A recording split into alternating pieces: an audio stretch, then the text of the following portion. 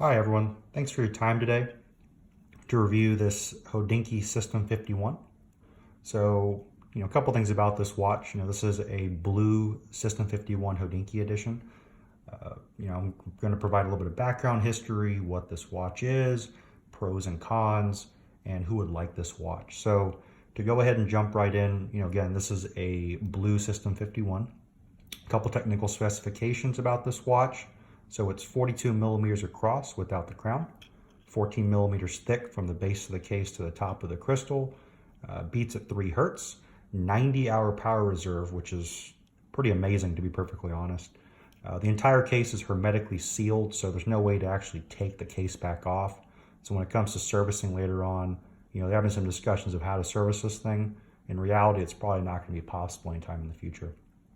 So entire watch is, again, plastic. The strap that comes on this is a rubber strap. The buckle is also plastic.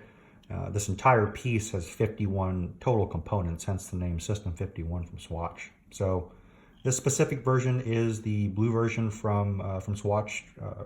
It's a partnership with Hodinkee.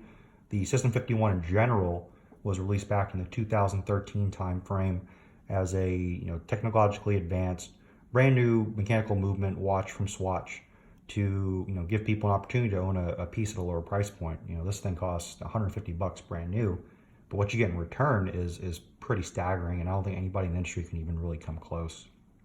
So fast forward to the 2017 time frame, Hodinkee's picking up steam, and then the first Hodinkee collaboration watch came out as the original Vintage 84, which right now very, very hard to find.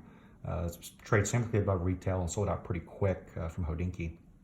And then about a year or so later, right before Christmas came along, the second iteration came out. Now, when it comes to production numbers, I don't think we'll ever know.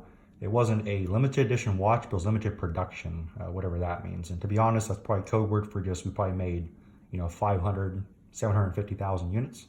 It took quite a while to sell all these out, but now these are no longer available from Swatch. You can't buy it through Hodinkee either. For a little while, these are actually trading above retail. Now they've kind of come back down, but still pretty cool watch. So, what do we have here on the dial?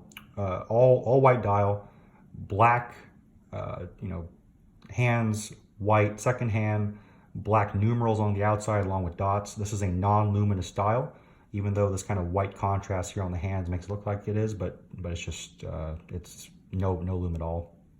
So, again, this watch is very, very vintagey in its feel, just, to play around with Hodinkee. But what you have here is going to be these little dashes on the outer ring to signify the minutes. And also in between each 5 minutes, you have a Arabic numeral that shows, 60, 5, 10, 15, 20. If I describe these numbers to somebody, it's very, very IWC Big Pilot 5002 feel.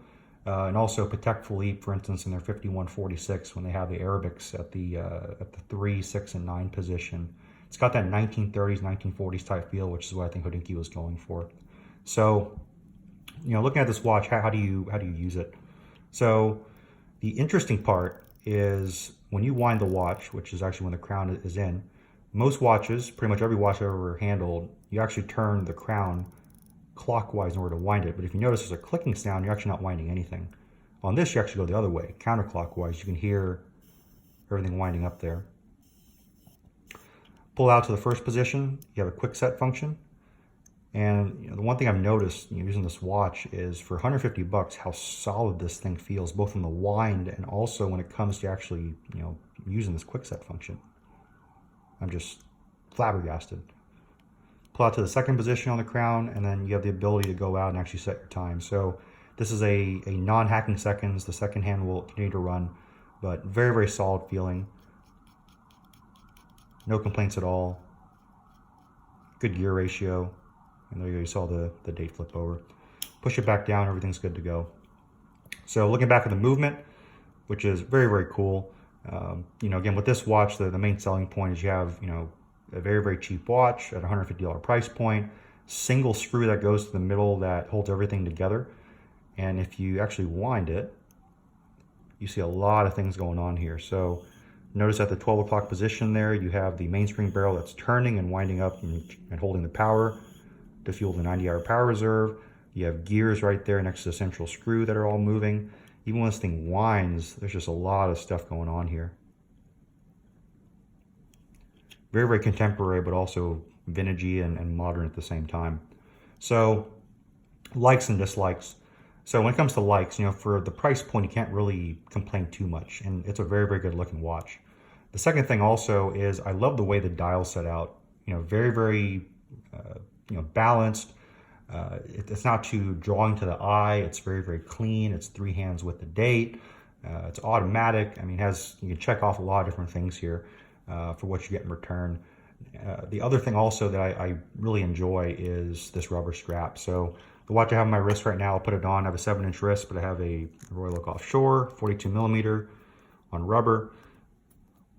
And to be honest, when I actually put the Sistem52 on, is one of the reasons why I wear this watch a little more often. But yeah, I think rubber's very, very underrated. But putting this thing on my 7-inch wrist,